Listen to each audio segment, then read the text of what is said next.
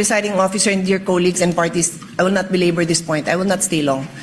But clearly, from the statements of Director Matibag, malaki daw kaso to. Naimbestigahan na niya? Alam niya ng malaking kaso? Paano niya nalaman?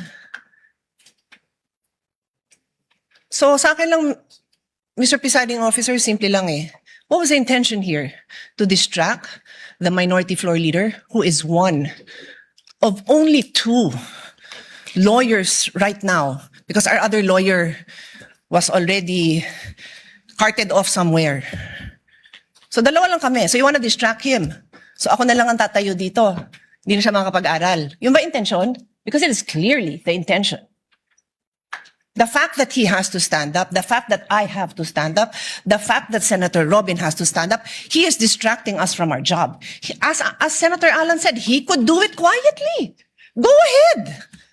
Pero anong purpose niya? Nagyayabang siya? What's the purpose? Is he trying to intimidate us, not to ask him tough questions when he is our resource person next week? I do not know. But those statements, those actions are not acceptable, possibly contemptible. So I ask the presiding officer and you, my dear colleagues, let's think about this clearly. I will stop now. As Senator Pangilinan said, we can take this up on Monday. Salamat na pinagbigyan niyo ako na mapanood natin at pag-isipan natin. Na gano'n na lang, pag may pinatawag tayo sa witness stand, abangan natin na magpe-press kung ano-ano pagsasabi tungkol sa atin. I didn't have enough time to research.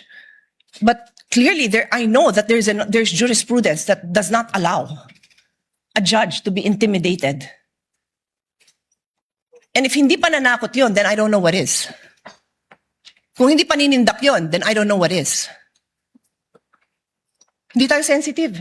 Sanay tayo dito.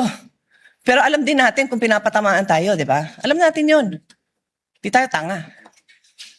O so paano? Sabihin ko ngayon sa kanya, manda ka sa akin ngayon. Pagdating mo, ganun ba? Gaganti na lang ako. Hindi ako ganun. Kilala niyo ako. For how many years ako tumayo dito? Hindi ako nanggaganti. Hindi ako mababaw. Pero I'm asking you, dear colleagues, wag tayong papayag. The Filipino people deserve better. We deserve better. Thank you.